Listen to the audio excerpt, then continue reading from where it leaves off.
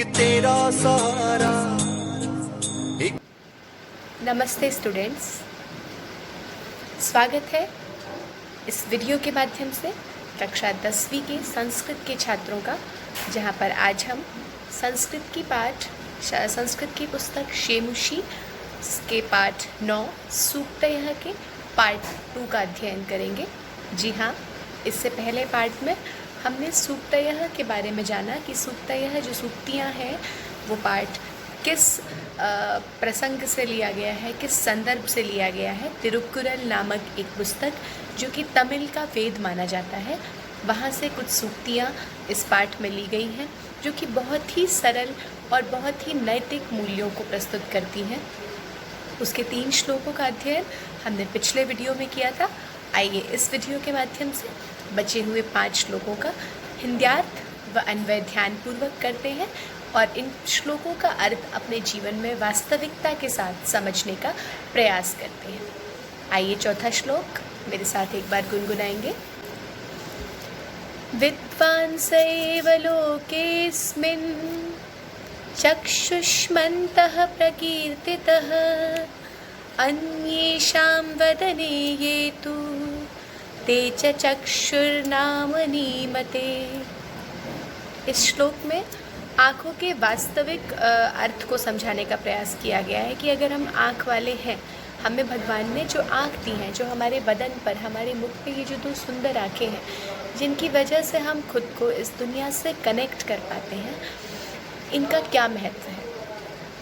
विद्वांस एव लोकेस्मिन्, अस्मिन् लोके विशेषण विशेष्य है, यहाँ पर पूर्व रूप संधि हुई है। लोके सप्तमी का एक वचन है, अस्मिन् भी सप्तमी का एक वचन है।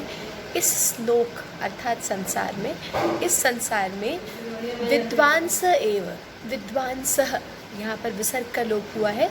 विद्वान, विद्वांसौ, विद्वांसः, विद्वान शब्द का बहुवचन है। विद्वान लोग एव ही चक्षुष्मन्तः, आँख वाले, प्रकीर्तितः माने जाते हैं या कहे जाते हैं या प्रख्यात होते हैं। विद्वान लोगों को ही आँखों वाला कहा गया है। उसका कारण क्या है। अन्येषां वदने हेतु ते च चक्षुर्नामनीमते। इसका अर्थ मैं आपको बाद में समझाऊंगी, पहले एक बार शाब्दिक अर्थ देख लेते हैं। अन्येषां सप्तमी का, षष्ठी का बहुवचन है। दूसरों के वदने, वदन मतलब मुख पर ये तू, जिनके मतलब मुख पर ये आँखें हैं, तू तो ते वे सब लोग, चक्षुर्नामनीमते, आँखों वाले नाम के ही हैं। मते मतलब उनको माना जाना चाहिए, उनको तो सिर्फ आँखों वाला नाम का ही माना चाहिए। अब इसका कारण क्या है कि ऐसे लोग जो अपनी बुद्धि से हर देखी हुई चीज़ का वास्तविक अर्थ, हर परिस्थिति में क्या सही और क्या गलत है, इसका वास्तविक अर्थ समझ या जान पाते हैं, वे ही लोग आँखों वाले हैं। अर्थात विद्वान लोग जो कि हर चीज़ को विवेकपूर्वक ग्रहण करते हैं आँखों से देखने के बाद, उन्हीं को आँखों वाला कहा जाना चाहिए। बाकी लोग तो आँखों को सिर्फ नाम के लिए अपने मुंह पर लेकर रखते हैं, जो देखते हैं अनसुना कर देते हैं, देख के अनदेखा कर देते हैं, या किसी भी चीज़ को देख के नहीं समझ पाते। विद्वान लोग जो होते हैं सिर्फ एक घटना से आगे आने वाली 100 घटनाओं के दुष्परिणामों से बच जाते हैं। इसीलिए अपनी आँखों का वास्तविक प्रयोग यही है कि जो हमने जाना, जो हमने सुना, आँखों का मतलब सिर्फ देखना नहीं है, जो भी हमने अनुभव तक किया, अगर हमने वो कर लिया एक बार अनुभव, तो उस गलती को, उसको दोबारा न दोहराएं। जो गलत हुआ और जो अच्छा हुआ है उसको हर दिन दोहराते रहें। यही आँख होने का मतलब वास्तविक अर्थ है। हम लोग सिर्फ आँख वाले ही बनकर रह जाएंगे। आइए इसका भाष्य कार्य देख लेते हैं। लोकेस्मिन् अत्र विशेष्य पदम किम। लोके और अस्मिन्, इन दोनों में से विशेष्य पद क्या है? जी हाँ, आप खुद बताएंगे। जिसकी बात हो रही है वो विशेष्य है। ते चक्षुष्मन्तः प्रकीर्तितः इत्यत्र क्रियापदम किम। ते चक्षुष्मन्तः प्रकीर्तितः, क्रियापद क्या है? जी हाँ, प्रकीर्तितः, माने गए हैं। श्लोके मूर्खः इत्यस्य विपर्यय पदम किम। मूर्ख का विपरीत जो पर्याय, वो विलोम शब्द है, वो क्या प्रयोग हुआ है? आपको सबको पता है। मुखे अस्य किम पर्याय पदम श्लोके प्रयुक्तम। मुख शब्द का क्या पर्याय पद हुआ है, जो मैंने बार बार आपको बताया? वदने हुआ है। उसके बाद है नेत्रवन्तः पदस्य कः पर्यायः? नेत्रवन्तः आँखों वाले, नेत्रवन्तः ऐसा शब्द, इसका क्या पर्यायवाची है? आप लोग ढूंढ के बताएंगे। श्लोकात् चित्वा द्वे अव्ययपदे लिखत, 2 अव्ययपद श्लोक में से ढूंढकर, जो कि जिनमें कभी परिवर्तन नहीं होता, जो व्यय नहीं होता। न व्यतीति अव्यय, अव्ययपद बताएंगे। अगला श्लोक पढ़ते हैं। यत् प्रोक्तं येन केनापि तस्य तत्त्वार्थ निर्णयः कर्तुं शक्यो भवेद्येन स विवेक इतीरितः। अर्थात इस श्लोक में ये कहा गया है कि जो लोग कही हुई बात का वास्तविक अर्थ लेने में समर्थ होते हैं, उन्हीं को, और जिस चीज़ से लेने, मतलब विवेक क्या है, तो श्लोक में विवेक का महत्व बताया गया है, या फिर ये कह लीजिए विवेक का अर्थ बताया गया है कि विवेक क्या है। आइए जानते हैं। यत् प्रोक्तम येन केनापि, यत् माने जो, प्रोक्तम कहा गया है, प्र उपसर्ग पूर्वक वच धातु का त प्रत्यय लगा है, जो कहा गया है, ये न जिस के न किसी के, जिस किसी के अपि भी, ये न के न प्रकारेण, मैंने अव्यय में भी आपको बताया था कि जिस किसी भी तरह से, तो जिस किसी के भी द्वारा जो कहा गया है, तस्य उसका तत्व अर्थ निर्णय है, उस बात का तत्वार्थ मतलब पूरा गहरा जो अर्थ, जो वास्तविक अर्थ है, उसका निर्णय करने में जो लोग समर्थ होते हैं, कर्तुम लेने में, शक्य है समर्थ हैं, भवेत होते हैं, ये न जिसके द्वारा, सह उसको, विवेक विवेक इति ऐसा, ईरितः कहा गया है। मतलब कहने का मतलब ये है कि जिस चीज़ के द्वारा हम कही गई बात का यथायोग्य मतलब समझने में समर्थ होते हैं, उसी को विवेक कहा जाता है। तो समझ लीजिए, जैसे अगर मैंने आपको कहा कि आज कक्षा शाम को है, तो ऑटोमेटिकली आप समझ जाएंगे कि सुबह कोई ना कोई समस्या रही होगी। तो जिस अपने कौशल से हम ये समझ पाए कि बात का वास्तविक अर्थ क्या है, उसको विवेक कहा जाता है। कभी कभी गुस्से में कह दिया जाता है ना, मम्मी ने कहा कि आज सोता ही रहना। अब हमारा विवेक क्या कहेगा कि मम्मी कहना चाह रही हैं कि आप उठ जाएं। तो अपनी बात का वास्तविक अर्थ लेने में हम जिस चीज़ से समर्थ होते हैं, उसको विवेक कहते हैं। अर्थात सही या गलत की पहचान कराने वाली जो मनुष्य की मस्तिष्क की शक्ति है, उसको विवेक कहते हैं। और अगर हम विवेकी हैं, अगर हम विवेकशील हैं, तो हम अवश्य ही धैर्य के साथ सभी कार्यों को अच्छे से कर सकते हैं। तो ये बहुत सुंदर श्लोक था, बड़ा सरल सा अर्थ है, एक एक शब्द बिल्कुल सीधा और सरल है।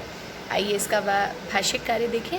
विवेकः इत्यस्य क्रियापदम किम, विवेक का क्या कहा है कि विवेक किसको कहते हैं। अब विवेक के लिए क्या क्रियापद है, कहा था ना विवेक ऐसा कहा गया है। जी हाँ, तो जो क्रियापद है वो ईरितः होगा।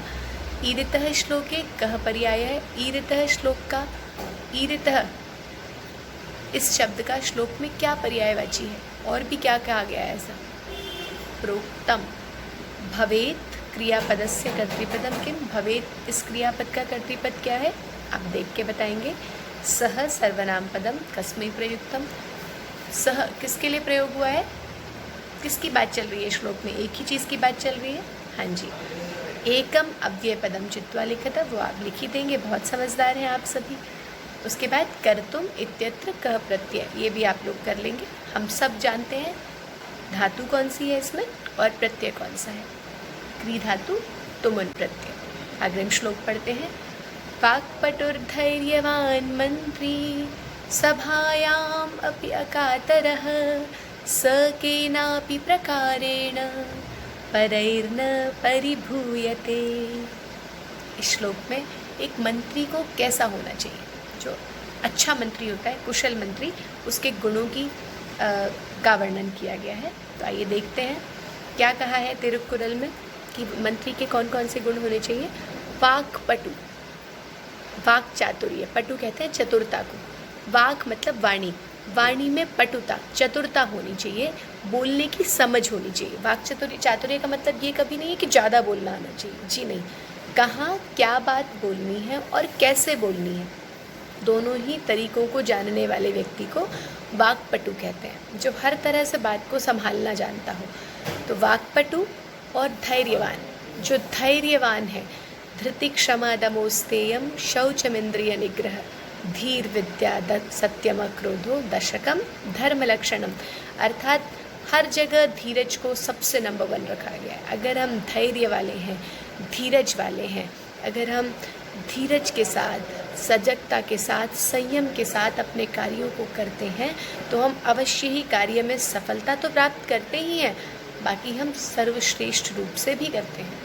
इसीलिए एक जो अच्छा मंत्री है, अगर राजा को अच्छा बनाना है तो उसका मंत्री अच्छा होना चाहिए, और अच्छे मंत्री के लिए ज़रूरी है कि वो धैर्यवान हो, हमेशा अपने आप को रिएक्ट ना करने वाला हो, किसी भी परिस्थिति में धैर्य रख के रिएक्ट करे। तुरंत रिएक्ट करने का फल अक्सर गर्म होता है ना, गर्म खाने से मुंह जल जाता है। तो एक मंत्री को धैर्यवान होना चाहिए। जो भी हमारे आज मंत्री हैं, हम कितना बुरा बुरा बोल देते हैं ना इन लोगों के लिए, बट ये धैर्य से सुनते हैं, जब बोलने का मौका होता है तभी बोलते हैं। और अगर कोई मंत्री ऐसा नहीं करता तो उसको इसके दुष्परिणाम भी भुगतने पड़ते हैं। सभायाम अपि अकातरः, सभायाम सप्तमी का एक वचन है, लता की तरह इसके शब्द चलते हैं। यहाँ पर यण संधि हुई है, सभायाम प्लस अपि वर्ण संयोजन, अपि प्लस अकातरः, ई और अ को मिला के यह हो गया, यण संधि है। और अकातरः, अकातरः मतलब डरपोक कहते हैं कातर को। अकातर कौन हो गया? जो निडर है।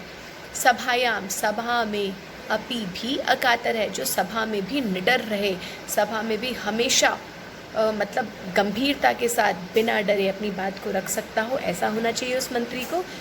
और ऐसा जो मंत्री जो इन गुणों से युक्त है, जो वाक्पटु है, जो धैर्यवान है, जो निडर है, वो सह वह मंत्री। अब ये सह इति सर्वनाम पदम कस्मै प्रयुक्तम, मंत्री की बात चल रही है तो मंत्री कृते प्रयुक्तम, या मंत्री की चतुर्थी विभक्ति क्या होगी? मंत्र्यै, ठीक है।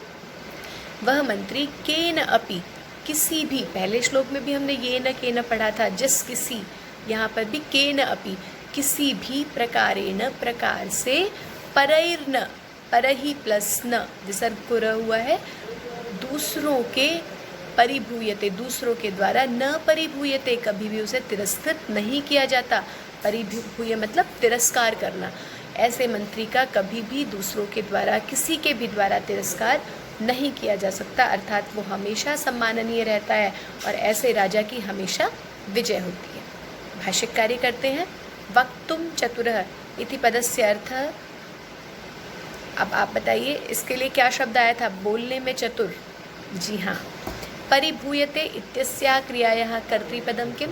परिभूयते जो क्रिया आई है, तिरस्कार करना, इस क्रिया की कर्तृपद क्या है? किसका तिरस्कार नहीं किया जा सकता? कर्मवाच्य में प्रयोग हुआ है।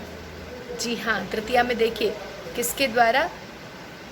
परहि, दूसरों के द्वारा। यहाँ पर सह नहीं लगना, परिभूयते, तिरस्कार किया जाता, न नहीं, किसके द्वारा? परहि, दूसरों के द्वारा। न कातरः इत्यर्थे किमर्थम प्रयुक्तम? न कातरः बताया मैंने आपको, आप खुद करेंगे। तिरस्क्रियते इत्यर्थे किम पदम प्रयुक्तम? ये भी आपको ध्यान दे दिया होगा आपने। निर्भीकः, निर्भीक शब्द के लिए कह पर्याय, वो भी मैंने आपको बताया था, ढूंढ के लिखेंगे। अकुशलः पदस्य कह विपर्ययः, अकुशल इस शब्द का विलोम शब्द क्या आया है? विपर्यय कहते हैं विलोम को, पर्याय और विपर्यय। किम विपर्यय पदम? आप ढूंढ के लिखेंगे। मंत्री इत्यस्य विशेषण पदम चित्वा लिखत। मंत्री के लिए कौन कौन से विशेषण है? बहुत सारे हैं, आप तीनों लिख सकते हैं। धैर्यवान पदे क प्रत्यय है। अब हमने पहले शायद पिछली कक्षा के ही पिछले पार्ट में हमने जाना था कि मतुप और तवतु प्रत्यय का क्या एक विशेष अंतर है। तो आप बताएंगे धैर्यवान शब्द है, उसमें मतुप प्रत्यय है या तवतु प्रत्यय है। और मैं जानती हूँ मेरे बच्चे इतने समझदार तो हैं कि वो आसानी से इसको समझ लेंगे। एक बात ध्यान रखेंगे, पाठ में आए जितना भी भाषिक कार्य मैं आपको बता रही हूँ, हर श्लोक के अन्वय के साथ आप उसके भाषिक कार्य का प्रश्नोत्तर अवश्य करेंगे। ये हमें परीक्षा के समय में बहुत उपयोगी रहेगा। आइए अग्रिम श्लोक पढ़ते हैं। यह इच्छति आत्मनः श्रेयः, यह इच्छति आत्मनः श्रेयः, प्रभूतानि सुखानि च न कुर्यादहितं कर्म, सह परेभ्यः कदापि च। इसमें ये बताया है कि अगर आप आत्मा का कल्याण चाहते हैं, स्वयं का कल्याण चाहते हैं, तो आपको क्या करना चाहिए। बहुत सरल सी और सीधी सी बात है, हम लोगों ने सब ने सुना है। जैसा आप स्वयं के साथ चाहते हो वैसा ही दूसरों के साथ व्यवहार करो। तो आइए श्लोक का अर्थ देखते हैं। यह जो व्यक्ति, यह माने जो, अब व्यक्ति हमने लगा लिया, जो व्यक्ति आत्मनः, आत्मनः षष्ठी का एक वचन है, आत्मनः स्वयं का श्रेय इच्छति, श्रेय अर्थात कल्याण। हम कहते हैं ना यज्ञ रूप प्रभु में, ईश्वर तुम, हे ईश्वर, सॉरी जो शुरू में करते हैं, तूने हमें उत्पन्न किया, ईश्वर हमारी बुद्धि को श्रेय मार्ग पर चला। श्रेय अर्थात कल्याण।